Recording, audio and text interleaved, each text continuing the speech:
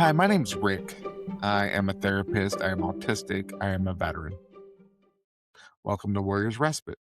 All right, I want to talk to you about work and specifically why work feels so personal and no one at work is actually being personal with you. If you're autistic, ADHD, have trauma, a veteran, or some mix of those, work can feel like a constant emotional guessing game. You're always trying to figure out, am I doing it right? Am I doing okay? Did I miss something? Why hasn't anyone said anything? Is silence good or is something coming? And the longer you've lived with invalidation or surprises, consequences, the more the nervous system stays on high alert. So here's the core thing I want to say up front. The problem is that you're bad at reading people. The problem is that you're trying to read a system like it's a relationship. And work is not a relationship, it's a procedure. Now, here's what we tend to do: we read tone, we read silence, we read facial expressions, we track energy, we look for reassurance. At some point in our lives, not knowing what was happening meant something bad was about to happen.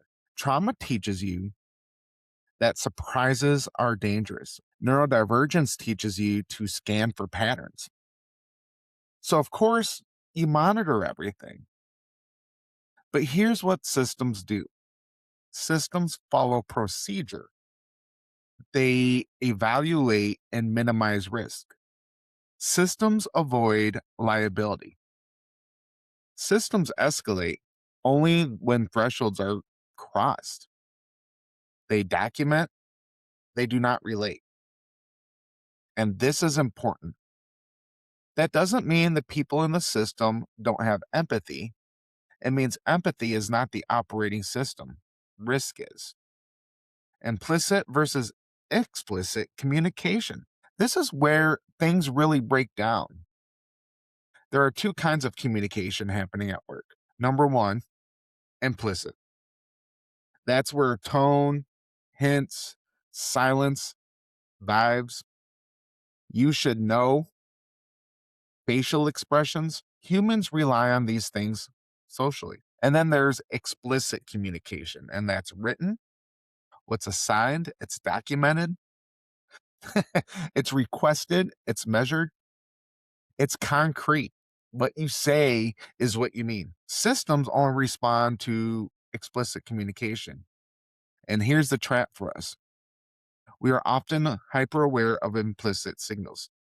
We notice everything, we read between all the lines, but the system doesn't register any of that. So we're burning nervous system energy responding to signals. And these signals literally do not exist in the to the system. Just because you sense something does not mean it's actionable. Let's talk about something important. If you're neurodivergent or trauma shaped, you probably see cracks in systems that other people ignore. It's not that they don't see it, it's just that they ignore it. You see where things don't line up. You see where policy contradicts reality. You see where harm is going to happen.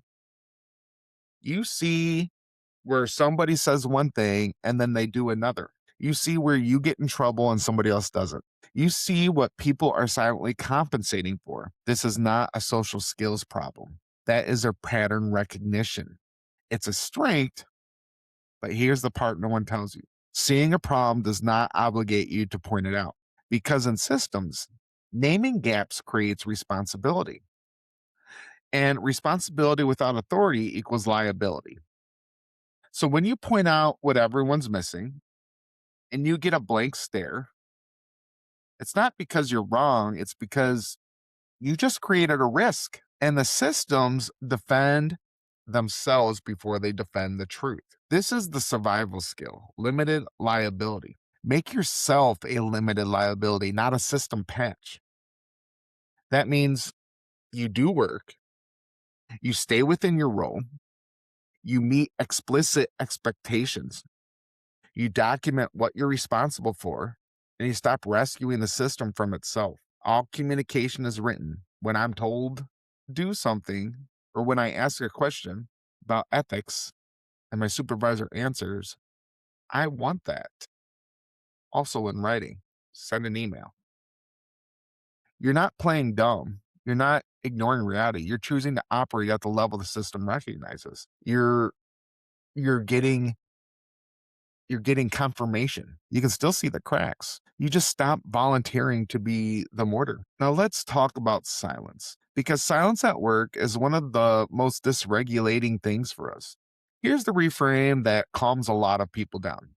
Silence at work usually doesn't mean you're failing. It often means you're not a risk right now. Feedback in systems is not about growth, it's about risk activation. If no threshold has been crossed, nothing happens. That doesn't mean the system is healthy, it means it's procedural. If you grew up with delayed consequences where silence meant something bad was coming, of course your body reacts. That's not a weakness, that's conditioning. So, again, documentation. This part matters a lot. If it's not documented, it didn't happen. That's not pessimism, that's procedure. Systems do not remember conversations, they remember timestamps. Verbal communication feels real, it's relational, it feels clarifying, but procedurally, it disappears. So, as I said before, this is non negotiable. Any verbal communication gets a follow up email. Not emotional, not accusatory. It's boring, neutral, and clear. Something like just following up to confirm my understanding from our conversation today. The priority is X and Y is on hold unless otherwise directed. Please let me know if I've understood. Gives room for clarification. And that's always a great way for communicating, anyways, is to ensure that there is clarification. And the email does a few things. It creates a record, it locks expectation, and it moves uncertainty out of your body and back into the system. Documenting isn't distrust, it's translation. Now let's talk about interviews. This starts before you're even hired. Interviews are not conversations, they are structured risk assessments pretending to be conversation. You only need 3 or 4 solid examples. You reuse them. You frame them differently. That's not lying. That's making yourself eligible. Tell us about a time this, and this happened. You take one of your examples and you frame it to that. Then they ask a different question. You take an example, it could be the same one, and you reframe it to the question. That's making yourself legible. Predictability beats honesty.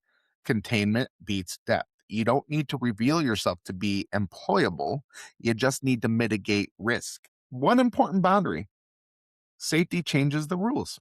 If there is physical harm, ethical violations, legal risk, clear danger, then you document. You just escalate through procedure and then you protect yourself while doing it.